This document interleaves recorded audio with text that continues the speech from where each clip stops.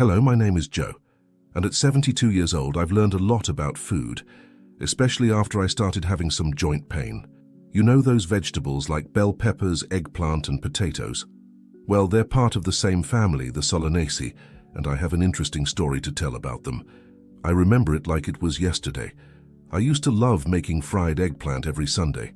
My granddaughter even joked that it was my specialty, but I started to notice that in the following days, my joints hurt more than usual, especially my knees. That's when my doctor, Dr. Mary, explained to me that these foods can increase inflammation in the joints. She taught me that these vegetables have their qualities. They're full of vitamins that are good for our health, but they also have substances called alkaloids that may not be so good for people with arthritis, like me. That's when I learned some tricks. Instead of frying, I started baking my eggplant in the oven. It turned out delicious and didn't cause me as much discomfort. I reduced the amount of potatoes I ate, especially when my joints were sore. I discovered that red bell pepper, when well cooked, caused me fewer problems than raw green pepper. One important thing I learned was that I didn't need to completely stop eating these foods. Dr. Mary explained that the secret is in the preparation and quantity. For example, now I make baked eggplant with olive oil once a month instead of every week, and I don't feel those terrible joint pains anymore. Oh, and there's one more interesting thing. I noticed that when I eat these foods at lunch instead of dinner, my stomach accepts them better. Before, I used to have a lot of heartburn when I ate at night, especially with eggplant. And you know what else? I learned to substitute some of these vegetables with others that are better for me. When I want to make a stir-fry, instead of using potatoes, I use cassava or yam, which are friendlier to my joints. Oh, now I'm going to tell you about my experience with Florida kale. You know, after I learned to deal better with eggplants and potatoes, I started looking for other vegetables to vary my diet. That's when my neighbor, Mrs. Clara, introduced me to this special kale. At first, I was very excited because the nutritionist had told me it was great for lowering my cholesterol, which had been a bit high. But I learned in the funniest and a little embarrassing way that I needed to be careful with the quantity. I remember the day I went to play dominoes with my friends at the community center. I had eaten a generous portion of this kale for lunch, practically half a plate. My goodness, what a situation. I got so full of gas that I had to go home early. Mr. Albert, my domino partner for 20 years, still jokes with me about that day. After this experience, I learned some valuable tips that I want to share with you. First, I discovered that when I cook the kale well, it can't be too soft, but it also can't be raw. It's easier to digest. My daughter taught me to sauté it with a little garlic and olive oil. It's delicious and doesn't cause me that discomfort. I also learned that a small portion, about the size of the palm of my hand, is ideal. I always eat it at lunch along with rice and beans, and this way I enjoy all the benefits without any trouble. One thing that worked really well was creating a routine. I eat Florida kale twice a week, always on Tuesdays and Thursdays. On other days, I vary with other vegetables. This organization really helped my intestines get used to it, and there's more. I discovered that drinking fennel tea after lunch helps prevent that feeling of bloating. It was a tip from Mrs. Zoe, my 80-year-old neighbor, and it really works. The most interesting thing is that after I learned to consume it the right way, my doctor was impressed with the improvement in my cholesterol. At my last appointment, he even asked me what my secret was: my adventure with spiral greens. After my experience with kale, I thought I knew everything about vegetables. But then spiral greens came along to prove to me that I still had a lot to learn. It all started when I went to the farmer's market with my daughter Maria, and she insisted that I try this vegetable that looked like a curly spinach. "Dad, this is great for your bones," she said. And since I had been worried about my osteoporosis, I decided to give it a chance. I bought a nice green bunch. In the first week, I was so excited that I ate spiral greens every day. I made it sautéed, steamed, even in green juice. But then the confusion started. Remember that I had already had some kidney stone problems a few years ago? Well, during a routine checkup, my doctor, Dr. Charles, noticed that I was forming stones again. That's when he explained something very important to me. This vegetable, even though it's nutritious, has a substance called oxalic acid that can form kidney stones. He didn't say I needed to stop eating it, but he taught me some precious tips. I learned to combine spiral greens with low-fat white cheese on the same plate. My doctor explained that the calcium in the cheese helps balance things out. I started eating it only twice a week, in smaller portions, about 2 tablespoons after cooking. I discovered that when I cook it quickly in steam, it tastes better and is easier to digest. A funny thing happened when I told this at the senior exercise group. Mrs. Angela, who has kidney problems, didn't even know these details. Now she's more careful too. The coolest thing is that even eating less, I still enjoy all the benefits. My energy improved, and in the last blood tests, the doctor said my iron levels were great. Oh, and a special tip I learned from my daughter-in-law. When I have leftover spiral greens, I freeze it in small portions. This way I don't waste any and always have the right amount for each meal. After learning so much about spiral greens, I thought I was becoming an expert on vegetables. But then Chivy came along to teach me a few more lessons. It all started when I decided to plant some seedlings in my small garden. After all, they say, keeping your mind occupied after 70 is important, right? The Chivy plants grew so beautifully that I was proud. Every day I would go there, pick a handful and put it in all kinds of food. It was in the rice, in the beans, in the soup. I even sprinkled it on fried eggs. I felt like a real chef.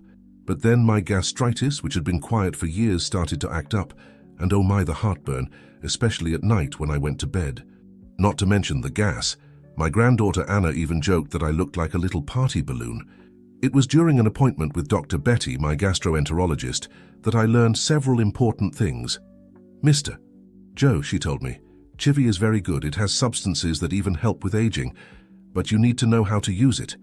And she taught me some tricks that changed my life. I started to saute the Chivy well before using it. No more throwing it raw into food. I discovered that when I put it in soup, if I let it cook for longer, it becomes easier on the stomach. I learned not to use it at night, especially at dinner.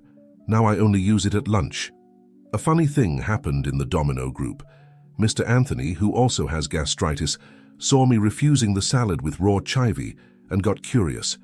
When I explained what I had learned, he said, "So that's why I had so much heartburn. I used to throw raw Chivy on everything. Now I do it like this. I harvest in the morning, use a little at lunch, always well sautéed, and keep the rest in the fridge in a small container with water. It lasts longer and doesn't give me all that discomfort. And you know what's coolest? Even using less and always cooked, I still taste that good flavor in the food, and my garden continues to give me joy." Dr. Betty even complimented me at the last appointment, saying that my gastritis is much more controlled. My experience with aromatic garlicky. Aromatic garlicky. This one brought me one of the most important lessons about taking care of my health. It all started after the success with my Chivy plants. I thought, why not plant garlicky too? It must be as easy. And it really was. Soon I had a corner full of this aromatic plant that smelled as good as garlic. As I've always been from the countryside and learned from my mother that garlic is good for everything, I started using it without fear. I put it in all meals thinking, this will strengthen my immune system. But then something happened that gave me a scare. Remember that I take that heart medicine, the anticoagulant. Well, in a routine checkup, Dr. Robert noticed that my blood was thinner than normal. That's when he asked me if I had changed anything in my diet. I just planted some garlicky, doctor. I'm using it to season the food. His face was shocked. He explained that garlicky, like common garlic, has substances that thin the blood. Along with my medicine, it could be dangerous. I then learned some important lessons. I started using only 1 or 2 leaves per meal, finely chopped. I always inform doctors about my homemade seasoning. This is very important. When I know I'm going to have blood tests, I reduce the use even more for a few days before. An interesting thing happened in the church group. Mrs. Teresa, who also takes anticoagulants, was surprised when I told her. She used garlicky freely and had no idea it could interfere with the medicine. Now I keep my garlicky plants more as decoration. I use very little in food, more for the flavor. And you know what? Even using less, I still feel that special taste in the food, and my blood pressure remains controlled. Dr. Robert even praised my awareness. Mr. Joe, you are an example of how we can use natural seasonings wisely. My discovery with golden grains. After my experience with garlicky, I thought grains would be easier to deal with. After all, who hasn't eaten boiled corn, right? But golden grains taught me that each food has its own secret. It all started on a Sunday at my daughter's house party. There was the traditional corn tamale, corn pudding, and of course the delicious boiled golden grains. As everything was so delicious, and I confess I've always been a bit of a glutton, I ended up overdoing it. I ate corn tamale, then corn pudding, and even 3 ears of these grains. At the beginning of the night, my belly felt like a balloon, and to make matters worse, my diabetes, which I always kept under control, acted up the next day. When I measured my glucose in the morning, it was higher than normal. That's when my granddaughter Julie, who is a nutritionist, explained some important things to me. "Grandpa, these grains are very nutritious. They have B vitamins and even help with healthy aging. But you need to be careful with the amount, especially because of diabetes." She taught me some valuable tips. I started eating only half an ear at a time, always with a protein to prevent the glucose from rising too much. I learned that cooking the grains well helps with digestion. No more hard grains. I discovered that if I eat them at lunch, instead of the afternoon snack, my body accepts them better. A funny story happened in the diabetes group at the health center. I took my tips to share, and Mr. Manuel, who also loved corn tamales, was surprised. So that's why my glucose went up so much at summer festivals. Now I do it like this. When there's a party or corn tamale gathering in the family, I choose just one thing. Either I eat a small piece of corn tamale or a small portion of corn pudding or some golden grains. Never everything together like before. The coolest thing is that even eating less, I can still enjoy this delicious flavor that reminds me so much of my childhood in the countryside. And the best part? My glucose remains controlled, to the joy of my nutritionist granddaughter. My adventure with practical fungi. After my experience with golden grains, I thought about trying something different. That's when I saw those practical fungi at a special fair. You know, those mushrooms that look like mini umbrellas. The lady at the stand talked so much about the benefits that I ended up buying a small package. "They're great for immunity, Mr. Joe," she said. As I always catch those winter colds, I thought, this is what I need. On the first day, I made a generous portion for dinner. A very tasty sauté, as I learned from watching those cooking shows. But wouldn't you know, that same night, I started feeling a burning sensation in my foot? I, who had had gout episodes before, recognized the symptoms right away. The next day, I rushed to consult with Dr. Paul, my rheumatologist. He smiled and said, "Mr. Joe, you discovered for yourself that practical fungi are rich in purines. Those are the substances that increase uric acid and can trigger gout." But he didn't forbid me from eating them. He taught me how to do it right. Now I only eat 1 tablespoon of practical fungi per meal, always well cooked. I learned to choose the lighter colored ones, which are easier to digest. I never eat them at night. I discovered that my body processes them better during the day. A curious thing happened in the water aerobics group. Mrs. Cynthia, who also has gout, was amazed by my tips. So that's why my foot sometimes hurt after eating that mushroom soup my daughter-in-law makes. Today I do it like this. Once a week, I put some practical fungi in my lunch, always with rice and a good salad. And the best part, I continue to enjoy the benefits for my immunity without triggering gout. And you know what's coolest? This last winter I barely got a cold. Dr. Paul said it's the combination of a balanced diet with my water aerobics exercises, my discovery about crispy leaves. After my adventure with practical fungi, I thought about growing something simpler in the garden. That's when my neighbor, Mrs. Louise, gave me some crispy leaves seedlings, those that look like very light and crispy lettuce. "It's easy to grow, Mr. Joe," she said. And it really was. In a few weeks, I had a full bed. As they were beautiful and crispy, I started making huge salads every day. After all, salad is good for you, right? But in a consultation with the nutritionist, Dr. Sarah, she asked me an interesting question. "Mr. Joe, aren't you feeling more tired? These crispy leaves are beautiful, but they have very few nutrients." That's when she explained something very important to me. I was filling my plate so much with these leaves that I ended up not eating other more nutritious vegetables. Not to mention that after lunch, I always felt a bit bloated because of so much water in the leaves. I then learned some valuable lessons. I started mixing crispy leaves with other, more nutritious greens, like arugula and spinach. I discovered that a small portion was enough to give that crispiness I liked so much. I started to vary the types of leaves in my salad more. A funny story happened in the community garden group. Mr. Jack, who only ate crispy leaves because he thought other greens were too strong, tried my mixed salad and loved it. Mr. Joe, you taught me that salad can be tasty and nutritious at the same time. Now I do it like this. I keep a small bed of crispy leaves, but most of my garden is dedicated to other more nutritious greens. And you know what? My energy improved a lot after I started varying more. My final experience with Ruby Root. And so I come to the last story of my learning journey with vegetables, Ruby Root. This one taught me that even the healthiest things need balance. It all started when I read in a magazine in the doctor's waiting room that Ruby Root was great for memory and circulation. As I was already worried about keeping my mind active, I thought, this is what I need. I started drinking Ruby Root juice every morning. It was beautiful to see, that red juice, which even left my lips ruby-colored. But after a few weeks, in my routine checkup, my doctor became concerned about my glucose and also my kidney tests. "Mr. Joe, have you been overdoing something?" asked Dr. Robert. When I told him about my daily juice, he explained that Ruby Root, although very nutritious, has quite a bit of natural sugar and potassium. It wasn't ideal for someone who, like me, needed to control diabetes and had to take care of their kidneys. That's when I learned my final valuable lessons about nutrition. I started drinking the juice only twice a week, always in small quantities. I learned to mix it with other less sweet fruits to dilute the natural sugar. I discovered I could eat grated Ruby Root in salads instead of always making juice.